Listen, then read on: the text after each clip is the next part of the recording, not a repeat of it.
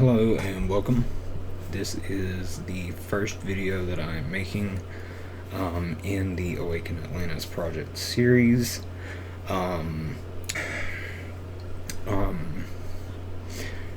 Now, the reason this is going to be the first video because we're going to be covering a very specific topic, namely electromagnetics. And the reason why we're covering this is because electromagnetics is the key foundation of everything pretty much that exists. And there has been a concerted effort to prevent the public from really comprehending this. There's no education on it in public schools. So most people have no idea the actuality of what is going on here.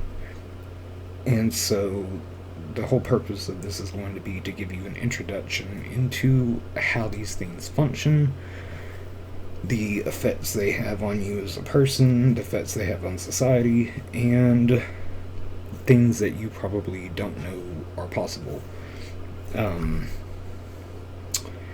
regards to what can be done with them. So, to start out, we're going to be looking here at the base of the chart. The chart's too large to fit on one single page, so we're going to go by sections. Alright, so what are we looking at here? So we're looking at the electromagnetic radiation spectrum chart, starting at the base level, and basically this chart is organized in octaves, frequency doubling / halving, starting at 1 Hz and going higher, 2, 4, 8, etc., and lower half, 1/4, etc. The octave is a natural way to represent frequency. Now, frequency increases on a vertical scale in the upward direction. The horizontal bars will be wrapping around from far right to far left as the frequency increases upwards. Values on the chart have been labeled with the following colors. We have frequency, which is going to be the purplish color. Wavelength is the green, and then the red color is going to be energy. So at the base of the chart here, we're looking at... Alright, so starting out here, we have brainwaves, which start at 0.1 Hertz, and that is the delta range, which you can see goes up to about 3, maybe 4 to 5 Hertz. Then we enter the theta brainwaves. Then we enter low beta, alpha, high beta, and then gamma brainwaves, which are about... So we do see that we have the gamma brainwaves here. We have the 50 Hertz, which is the standard power oscillation, and so is 60 Hertz, which, that's what most of American electronic or electricity operates on. So by connecting electrodes from the human head to an electroencephalograph EEG, it is possible to measure very small cyclic electrical signals. There's been much study on the topic, but like all effects on humans, the findings are not as sound as the science of materials. Generally, low brainwave frequencies relate to sleep, and the higher frequencies relate to alertness. Devices have been made for measuring and stimulating brainwaves to achieve a desired state. That's an important note to take there. So then we enter the next section, which is where we start to get into the radio, medium frequency, low frequency, high frequency, very high frequency, and ultra high frequency. That's also going to be where we find maritime sonar and radio. As we you'll start to see the implementation of various forms of radio bands that are used in a variety of ways. That's maritime, navigation, AM radio, then we have ham radio, and then FM radio. So whenever you tune in to 96.1, 101.5, all these different radio stations, these are measured in megahertz, so you're actually listening to 101.5 megahertz. That everything that we've discussed so far is something that exists that is invisible, and that cannot be seen. but is very much in typical use. This is an important point because of the fact that people don't really comprehend this because it hasn't been really shown to them. When we enter the microwave tier, this is one of the most important points for people to recognize in relation to the actuality of the effects that are manifesting in society and in people. Okay? So, as we see the chart here, we see that we have a lot going on with the different types of things we're seeing on the chart, but I want to point out particularly, so after we pass through the very high frequency, ultra high frequency, we enter the super high frequency bands, which is the start of the microwave band waves. This is where we start to see the implementation of a variety of new device types that operate under the microwave band. And if you'll see here, we have this little section here where we have some inputs. So this is where we see 3G implemented, cordless house phones, Wi-Fi 2.4 gigahertz routers, microwave ovens at 2.45 gigahertz. So that all starts about right here, and that is in the microwave actual band. So your classic Wi-Fi routers, like, ones before they started implementing the 5G, those are operating at 2.4 gigahertz, which is 0.05 gigahertz difference from the thing that you use to microwave your food. The health impact of this has not really been even given much thought at all. But we also see that 5G we're in the microwave C band. So this is where, and you see how C band means compromise, which means that this is where it starts to become more volatile to your body. So when it comes to television, we see that terrestrial broadcast TV uses the VHF and UHF ranges from 30 megahertz to 3 gigahertz. Satellite television is transmitted in the C-band, which is 4 to 8 gigahertz, and Q-band, 12 to 18 gigahertz, where one of many satellites is shown. To eliminate interference, the stations are broadcast in alternating polarities. For example, channel 1 is vertical and channel 2 is horizontal, and vice versa on neighboring satellites. TV channels transmitted through cable TV are shown as 05. Cat VG, starting with T channels, are fed back to the cable TV station like news feeds. Air and cable analog TV stations are broadcast with separate video, color, and audio frequency carriers grouped together in a channel band, which you can see an example of there. And digital compression methods are used for HDTV broadcast in order to pack more channels into the same 6 megahertz bandwidth as analog TV. So, alright. So now we are entering the infrared, ultraviolet, visible light, and radiation. So this is where we are going to get to a pretty important point in regards to how all of this applies.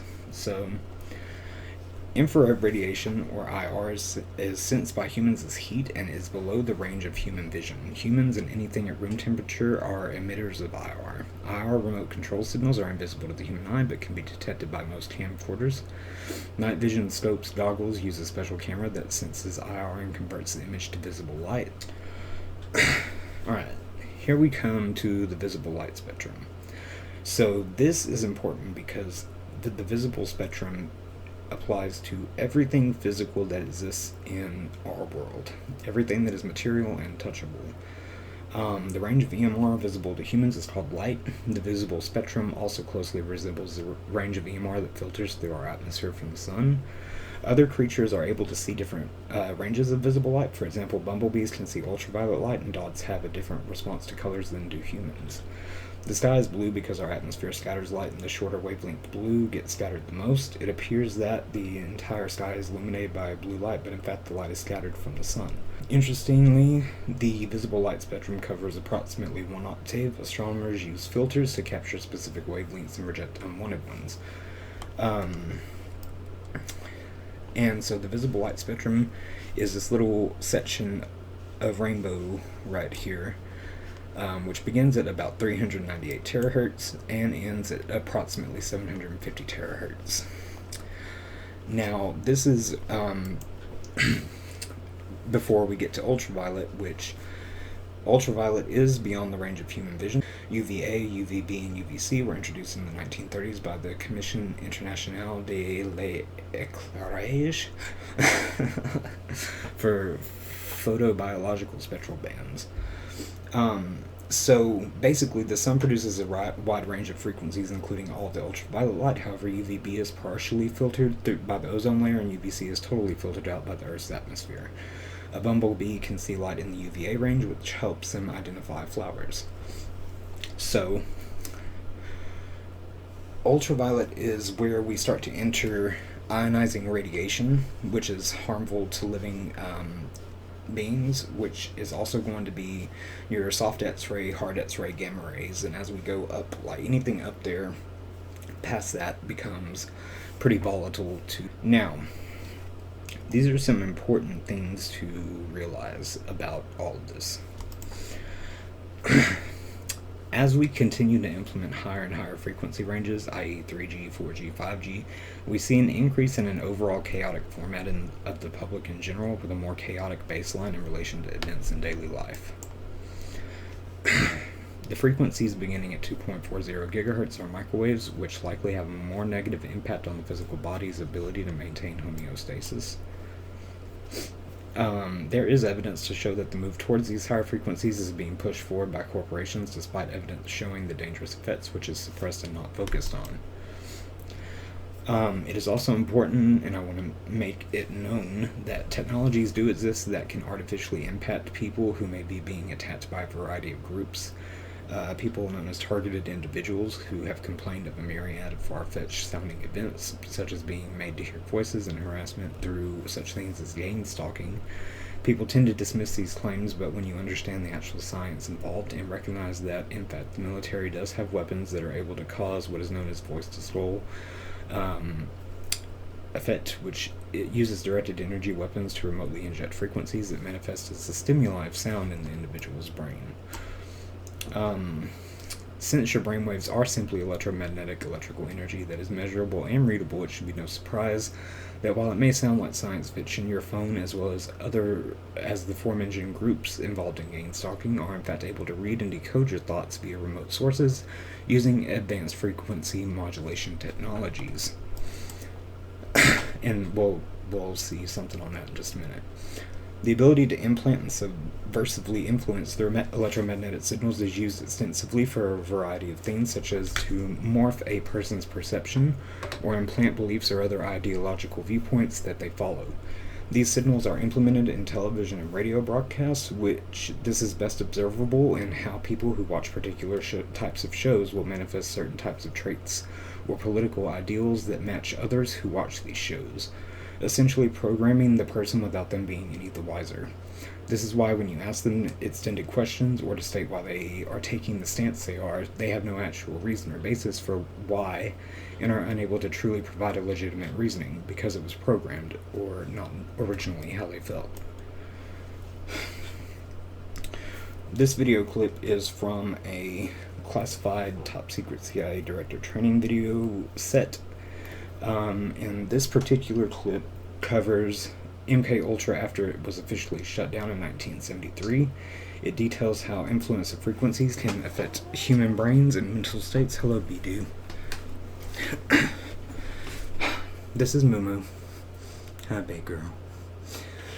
I guess she is done with nap time. And yo, beautiful. Alright, so. To experiment on humans, but others, particularly paperclip scientists, were not. Dr. Michael Persinger, a psychologist and neuroscientist, did research on the effects of electromagnetic radiation on the brain for a Pentagon weapons project. He has worked in the field for 40 years, and funded by the Navy and reportedly by the NSA as well. Dr. Persinger perfected a means to make experimental subjects feel that they had been abducted by aliens or had an encounter with angels or God through the use of a modified motorcycle helmet equipped with solenoids to send electromagnetic pulses through the frontal lobes of the brain. Quote, "Human experience of God can be generated by a process that has nothing to do with whether God exists or not. Dr. Persinger published the paper On the Possibility of Directly Accessing Every Human Brain by Electromagnetic Induction of Fundamental Algorithms, 1995. Quote, a process which is coupled to the narrow band of brain temperature could allow all normal human brains to be affected by a subharmonic whose frequency range at 10 Hz would vary only by 0.1 Hz. Random variations of noise within the matrices could potentially differentiate between individual brains. In other words, individuals could be identified by the specific characteristics of their brain output. He goes on further. Identification of these sequences could also allow direct access to the most complex neurocognitive processes associated with the self, human consciousness, and the aggregate of experimental representations, in other words, episodic memory, that define the individual within the brain. In other words, a person's memory, consciousness, and sense of self can be fully accessed and modified by electromagnetic means, especially a person's personality can be completely shaped, much like the research of Dr. Ewan Cameron, who sought to do so by more primitive means. Dr. Persinger says the brain processes can be circumvented by direct induction of this information within the brain. The basic premise is that the synthetic duplication of the neuroelectrical correlates generated by the sensors to an actual stimulus should produce identical experiences without the presence of that stimulus. What Dr. Persinger is saying is that virtually any mental state can be artificially injected into a human brain from an exterior source. The most frightening thing is that the means for doing this already exists in a fully operational form on a worldwide basis. Quote, the power levels for these amplitudes are similar to those associated with the signals generated globally by radio and communication system. Within the last 2 decades, a potential has emerged which was improbable, but which is now marginally feasible. This potential is the technical capability to influence directly the major portion of the approximately 6 billion brains of the human species by generating neural information within a physical medium within which all members of the species are immersed. Unquote. Dr. Persinger's message, minus the jargon, is that the entire human race can be controlled through the use of electromagnetic influence piggybacked on television and radio networks or other technological means. Effectively, all consciousness is due to electromagnetic patterns generated within the brain. What we do is imitate what the brain normally does and apply it experimentally. Where are these thoughts coming from? Those thoughts came from the Neuroscience Laboratory at Laurentian University in Sudbury, Ontario.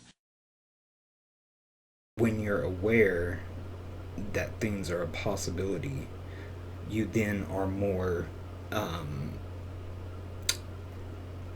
you're not as easily able to be affected by it because of the fact that you're aware consciously that there's people trying to invade your mind and implant stuff, which is why recently we've seen people who have been building the Faraday rooms, and when they go in the rooms they are very peaceful and they start to recall memories that they haven't thought about in years, people, and then whenever they exit they're bombarded with thoughts of like porn and just the stuff that they're using to warp our society through these frequencies. So there's a lot more going on than people really are prepared to be made aware of. But that's why this is where we're starting. I know it's very scientific. The purpose of these videos is going to be to show you the things that have been obscured and hidden. Alright, so as we saw in the video just a second ago, we were given the introduction to directed energy weapons. You see the images here. This is an example of one of the systems that Gainstalkers will use to attack people remotely that are in close range, and this is one that is used in the military for standard war theater. As the name suggests, directed energy weapons are weapons that utilize a form of directed electromagnetic energy, which can be in the form of beamed energy field charges that are released through a device specially designed to generate the energy field. There are many types of directed energy weapons, both available to the public and another form which are utilized in clandestine, secret, top secret plus level projects. Some examples would be lasers, masers, satellite beaming systems, microwave emitters. The general public's ignorance of electromagnetic energy tends to be the main ingredient in the ability to keep these types of weapons considered a myth among the public. While many people are aware of what a laser is, they tend to not have any idea how one functions. Both laser and maser are acronyms that stand for light/microwave amplification by stimulated emission of radiation. Laser. Maser. A laser is a device that produces monochromatic electromagnetic radiation of high intensity, and while lasers are generally made public or available to the public, lasers of such intensity that they can be weaponized are generally kept secret and in the hands of defense contractors who may or may not use them responsibly, likely the latter. And with proper equipment, any EMR can be made to operate like a laser, so when you utilize microwave electromagnetic radiation in place of light, you create a maser. Here are some patents in regards to it. A power beaming system, and this is in specific for like cell phones, reading your thoughts, method and system for gathering, analyzing, and disseminating mind-based perceptions. And then this is a copy, or like the front page of the Navy's Electronic Warfare and Radar Systems Engineering Handbook, which has a lot of useful information in trying to decode some of it, but it's not a smoking gun or anything as to them actually doing things on people. Now, the DEW controversy starts where directed energy weapons are the center of this controversy, the primary reason being their attributed uses, and while the public seems to consider them the subject of myth, the fact of their existence is easily proven and for the most part kept under military control. This may not be the best decision, as it has been well documented that their use against common citizens has been noted heavily when it comes to the topic of gang stalking. What are DEWs able to do? They have a wide array of uses, and a large portion of them are none too positive. The science of this centers around electromagnetics and the fact that everything that exists is a form of energy. While these types of devices could be used in medical science for the curing of diseases, they instead are being weaponized against citizens who have no method of defense against them. This is important because the DEWs, being used as a form of mind control, came to light in the era of the MKULTRA, the CIA project that was literally in search of methods to control the minds of people. While MKUltra was pronounced as ended in 1973, when the documents came to light and were investigated by the U.S. Senate, evidence is highly supportive that these projects continued and were moved into the private sector under defense contractors such as the RAND Corporation. While evidence of this is minute in availability due to the methodologies and the secrecy revolving the subject, it is nonetheless important to recognize that the amount of evidence showing truth to the existence and the use of these types of weapons is relatively large in quantity, despite no official documents being able to be produced. And DEWs are also heavily linked to things like HARP, the High Frequency Auroral Active Research Project, which was a subject for conspiracy theories for many years as news about its existence came to public awareness. One of the first mentions made in the general public was on Jesse Ventura's Conspiracy Show, which was featured on True TV in the mid-2000s. And while our goal is to provide evidence, we did actually find some compelling information in the video that we just watched, the CIA director training. So why are you not taught about any of this? Well, while one would think that something so immensely and immediately applicable to the facets of everyday life would be something you would have been given some level of coverage on in school, wouldn't you? The reason you don't is the same reason a myriad of problems exist in our world. The simple fact is that people who are educated on these things would obviously see and comprehend our world, the effects of these frequencies we've been drowning in on nature and our own health, and the primary reason is people who have comprehension of these types of things cannot be easily controlled. Because when you know the reality of what can be done as well as what they have and are currently doing, you are then pseudo-immune to allowing it to control you in a critical sense. They can still likely make you want to eat or get stressed out, which are minute and additive to environmental and daily life factors, but they cannot manipulate or implant rogue beliefs because you have the awareness of it being possible, thereby making you question your mode of thinking, which a lot of people need to really start questioning their modes of thinking. Presence in esoteric and occult. Now, one might not know what to expect when entering the world of the occult, especially with primary focus being on that of negative energy foundations for the majority of what is found in the world today, sadly. I don't know why. It's all about black magic and doing, these rituals and stuff. I don't know where that came from. I don't know why that's the standard. I guess because that's the only thing that any of these people ever were able to accomplish. But would you expect to find specified training regarding this subject? For the secret society groups like the Rosicrucians and Freemasons are well aware of this, and even include detailed diagrams to assist it with comprehending such. And so in the Master Monograph Rosicrucian Initiate section, degrees number 1 through 3, we actually find a diagram which is similar to the very detailed one we saw a moment ago, except the difference here is that it is baselined and shows the evolution upward, so to speak. So we have Earth down here, and then it goes, it has vibrations per second on the scale over here going upward, and we see that we go from Earth up to gamma rays, and we have earth, matter, infrasound, flavors, odors, sound waves, and the 7 notes of the octave, which that falls into its own little category as well. Ultrasound, radio waves, microwaves, heat, infrared, the visible light 7 color spectrum, which is closely tied to the 7 notes of sound, and then we have ultraviolet, X-rays, gamma rays, and then we see here where we get to cosmic rays, and then spirit energy is at the top. And notice that spirit energy is innumerable in its vibrations per second. So basically it gets to a point where we can't even measure what's going on there anymore. The Strategic Defense Initiative. The Star Wars program routinely falsified research data, according to military sources at the time. Quote, "We would lose hundreds of millions of dollars in Congress if we did not perform our tests successfully. We put a beacon with a certain frequency on the target vehicle. On the interceptor we had a receiver. The hit looked beautiful, so Congress did not ask questions."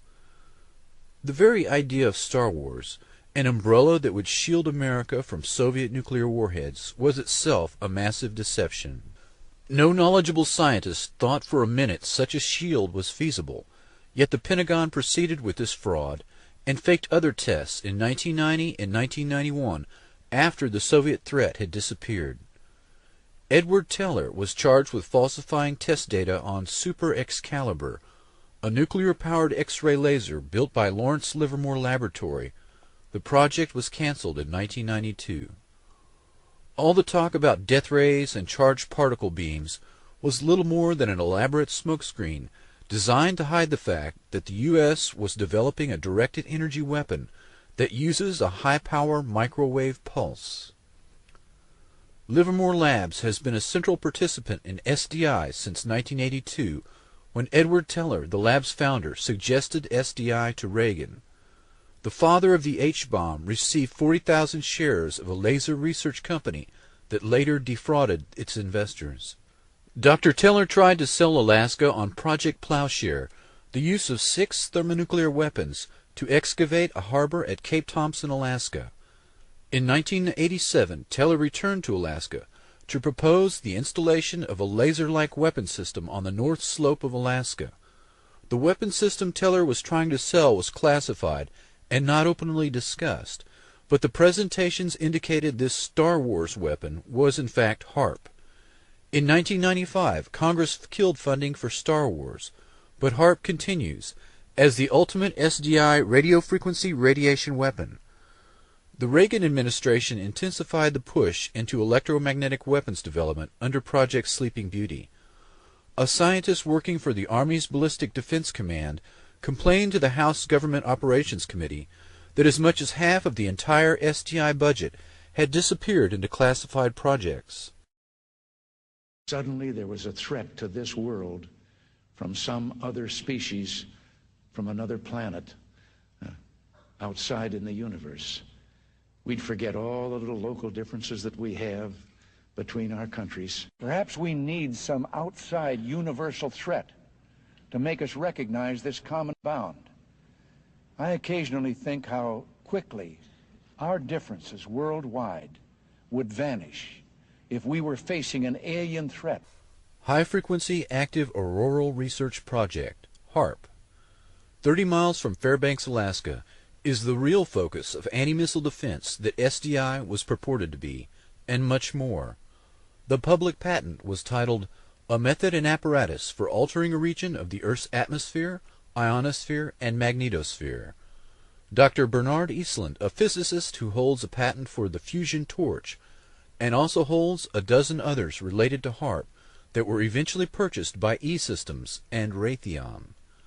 Patent number 4686605 claims the following uses: cause total disruption of all forms of communications over a very large portion of the Earth, missile or aircraft destruction, deflection, or confusion, weather modification, by altering solar absorption, also altering composition of the atmosphere. This patent was classified by the Navy under National Security Order in 1987, but other public patents exist for purposes of power beaming systems, artificial ionospheric mirror composed of a plasma layer, creation of artificial ionizing clouds above the Earth, defense system for discriminating between objects in space, nuclear-sized explosions without radiation. HAARP is described as a research instrument for studying the ionosphere, an ionospheric heater, or IRI, of which many exist, but HAARP is special. The ability to focus energy and the unprecedented amount in gigawatts, billions of watts, makes it literally millions of times more effective at heating the region about 120 miles above the Earth's surface. The atmosphere has most of its density below 30 miles altitude. The ionosphere is the very thin layer above that absorbs dangerous ultraviolet radiation and makes life possible on Earth. There is very little mixing normally between the two layers, but disturbances in the ionosphere translate to changes in weather, such as normally occurring sunspots and the solar wind. The main idea behind HAARP is the ability to direct electrons along the naturally occurring magnetic field lines of the Earth and accelerate them to near the speed of light to form a protective shell of highly excited particles that not only block communications worldwide, but destroy missiles in their trajectory as they descend from space. The effects can be localized by punching a hole through the ionosphere to superheat an area 30 kilometers in diameter into a plasma shield. Any missile or aircraft would be destroyed that tried to fly through the plasma, which is the fourth state of matter. A hole in the ionosphere above an enemy country could kill by allowing solar radiation to strike the surface unhindered. Weather modification could also be used as an instrument of warfare by manipulating the electric jet and the jet streams that dictate climate. The publicly stated aim is C3, Command, Communication, and Control. The margin of victory in war is to block or intercept enemy communications and to secure your own. The signals in the ELF extremely low frequency range can be generated by HAARP and heard anywhere in the world, and are used for Earth-penetrating tomography, basically finding enemy submarines and underground bases. Dr. Richard Williams says the high-energy experiments will generate the equivalent of the output of 10 to 100 large power-generating stations, and that, quote, tests of these kinds could cause irreversible damage. According to Dr. Elizabeth Rauscher, quote, the ionosphere is prone to catalytic reactions, so if a small part is changed, a major change in the ionosphere can happen. HAARP documents admit that 1,000-fold greater amounts of energy can be released in the ionosphere than injected. Stanford University experiments beaming radio waves into the magnetosphere detected the signals halfway around the world. Some were amplified 1,000 times. David Yarrow states, quote, Earth's axial spin means that a burst lasting more than a few minutes will slice through the ionosphere like a microwave knife, producing not a hole, but a long tear, an incision. HARP documents describe intentionally trying to get a runaway effect in the ionosphere. Quote, the instabilities commonly studied are approaching their maximum radiofrequency energy dissipative capacity, beyond which the plasma process will run away until the next limiting factor is reached. The first atomic weapons testing was done without knowing if the chain reaction would stop or keep going. Dr. Oppenheimer admitted years later that, quote, the government knew that the scientists didn't know. The decision to pulse several gigawatts of energy into the ionosphere could cross a threshold. Walter Richmond wrote of an account of such an event in a book entitled The Lost Millennium. The event began with a solar tap, a planetary short circuit. Quote, the surge of power became an avalanche. At the pole in the vertical plane of the Earth's magnetic field where the winds of magnetism would not rise to blow it out, 1 trillion watt-seconds of energy unleashed their fury on the polar cap in the first flash. Even as it discharged, the ionosphere was recharged from the solar furnace. The first flash became a mighty roar that poured an increased and now steady stream of energy through the now stabilized short circuit. Kilocubit after square kilocubit of frozen wasteland boiled. Watt after watt of ever-increasing avalanched energy lit the polar cap with a glare that had never before been seen. Earth's an electrical motor. When the motor began to run wild, it would increase its rotational speed. Eventually the Earth would explode from increased centrifugal stress. The HARP project manager describes the experiment of Earth-penetrating capability using frequencies of 10 to 20 Hertz pulses per second, or maybe 1 Hertz, 1 cycle per second type waves. This range of frequencies are the same dominant frequencies within which the human brain normally operates. The military, particularly the Navy and Air Force, have extensive research on the negative effects of extremely low-frequency radiation. These effects have been well documented, but the government easily deflects public concern by playing down the effects and minimizing the risks. This is the same method used for other military systems, including nuclear weapons tests, LSD experiments, and radiation experiments, all carried out on unknowing subjects under the guise of national security. The environmental impact statement has been falsified as to the true nature of the weapon system, its capabilities, and its possible fallout. So that is essentially all I have for this video. I know it's not a very, I've never really done anything media like centered before. All my computer knowledge is based in networking, so this is a first. Hopefully it was informative. I do have a project that I'm trying to work on that is the Refuse the Program clothing company. It features some unique designs that show you are not conforming to the plans of the falsely illuminated elites, and that you support the planet, nature, and a peaceful future. So if you want to check that out, that's https://www.irefuse.co.